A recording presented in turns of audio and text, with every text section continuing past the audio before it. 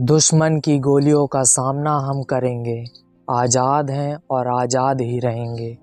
ये शब्द हैं उस महान क्रांतिकारी के जिन्होंने 24 साल की उम्र में अंग्रेजी हुकूमत के दिल में एक ऐसा खौफ का बीज बोया था कि उनकी मौत के बाद भी अंग्रेज़ उनके शव के पास जाने से डर रहे थे। उन्हें ये डर था कि वो उनके कदमों की आवाज़ सुनकर उठ ना जाएं और उन पर गोली ना चला दें।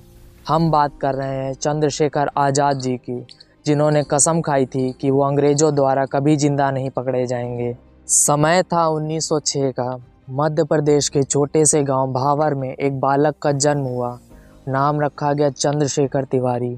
कौन जानता था कि यह मासूम बच्चा आगे चलकर अंग्रेजी साम्राज्य की नींव हिला देगा और पूरे देश को आज़ाद होने का मतलब समझाएगा।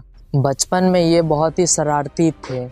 गांव की गलियों में दौड़ते, खेलते, शरारतें करते और कभी कभी इतना शैतानी करते कि माँ जुझलाकर कह देती, ये बच्चा बड़ा होकर या तो संत बनेगा या बहुत बड़ी मुसीबत। लेकिन नियति ने उनके लिए कुछ और ही लिखा था। किशोरावस्था में चंद्रशेखर पढ़ाई के लिए बनारस पहुँचे। वहाँ की गलियाँ, वहाँ का ज्ञान और वहाँ की क्रांतिकारी हवा, सब ने उनके मन को बदलना शुरू कर दिया। यही वो दौर था जब देश में जलियांवाला बाग हत्याकांड की गूंज थी। हर तरफ गुस्सा था, हर तरफ सवाल थे, क्या हमारा देश हमेशा गुलाम रहेगा? 1921 में महात्मा गांधी ने असहयोग आंदोलन का बिगुल बजाया।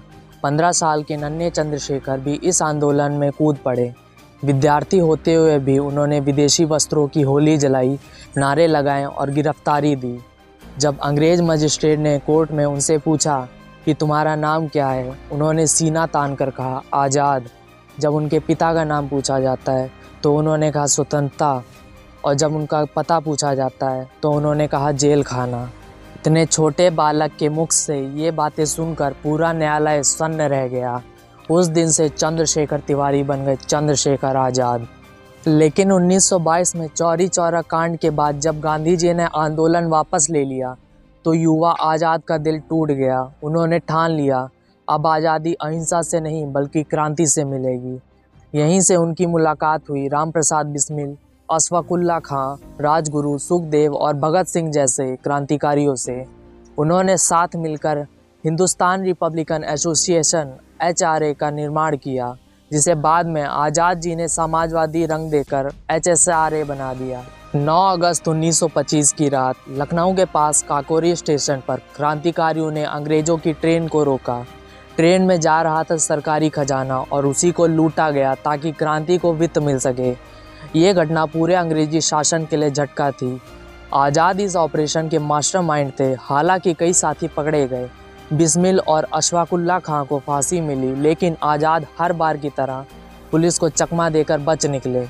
देश भर में उनका नाम अंग्रेजों के लिए डर और हिंदुस्तानियों के लिए प्रेरणा दोनों बन गए।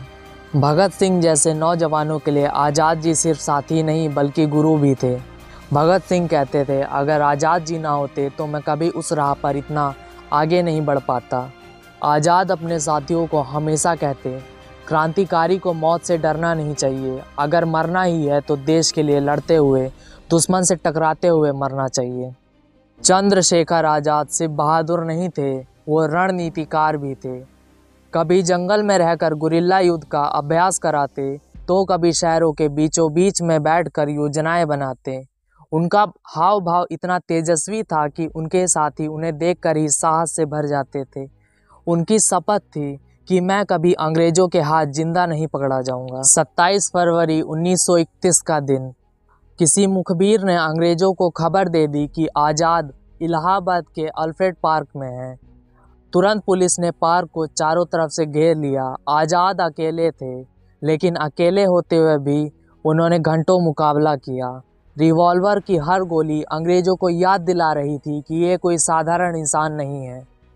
आखिरकार जब सिर्फ एक गोली बची तो उन्होंने वही वादा निभाया जो बरसों पहले किया था। आज़ाद कभी जिंदा नहीं पकड़ा जाएगा। आखिरी गोली उन्होंने खुद को मार ली। गिरते गिरते भी उनके होठों पर मुस्कान थी, जैसे वो कह रहे हो कि देख लिया, मैं आज़ाद था, आज़ाद हूँ और हमेशा आज़ाद रहूँगा। आज़ाद की शहादत ने पूरे भारत को झकझोर दिया। हर नौजवान ने उन्हें अपना आदर्श माना।